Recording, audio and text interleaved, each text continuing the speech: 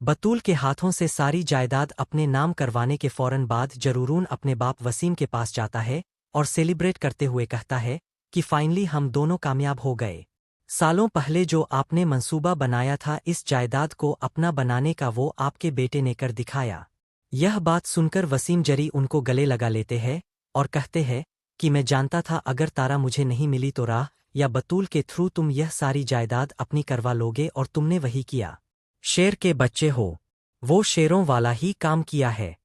लेकिन यह बातें सारी पीछे से बतूल सुन रही होती है और बतूल चीखते हुए कहती है कि क्या मतलब, मेरे साथ धोखा हो गया है। जरियो, मैं तुमसे मोहब्बत करती थी। मुझे हरगिज नहीं पता था कि तुम लोग सिर्फ जायदाद पर मर रहे हो। Beta sunuker zaryun tu washajati or waharan war, marter, tau bitawelin udr zaryunta. Or na tu atamyar usbe, jaidad wa ana binan. Lmara binitina bila, wa mijta. سبت تو مرن رنان تا أبو ميج بتسنر بتولن بوش وور رجات. Bitawelin, halat drjarun usko utakar laker to jata hai. لن آسي بجب حران ووردت أور بتولن وش آتن تو آسيسي بتولنتي إن لو مر نظرو सिदोर रो।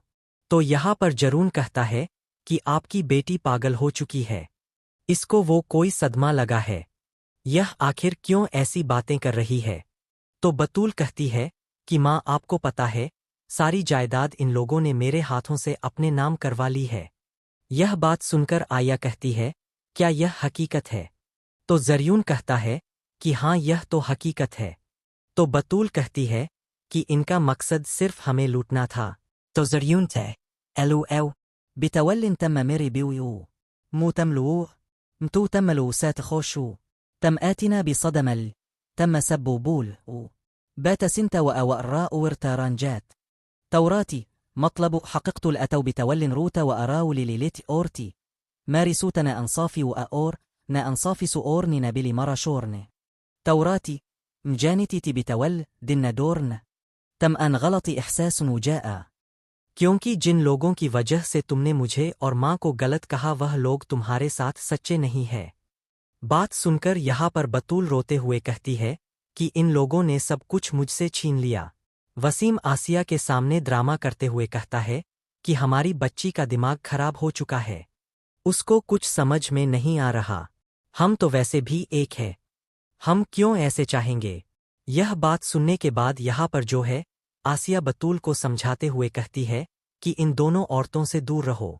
मैं इन औरतों को घर से निकाल चुकी हूँ और तुम इन औरतों की बातों में आकर अपना नुकसान कर रही हो।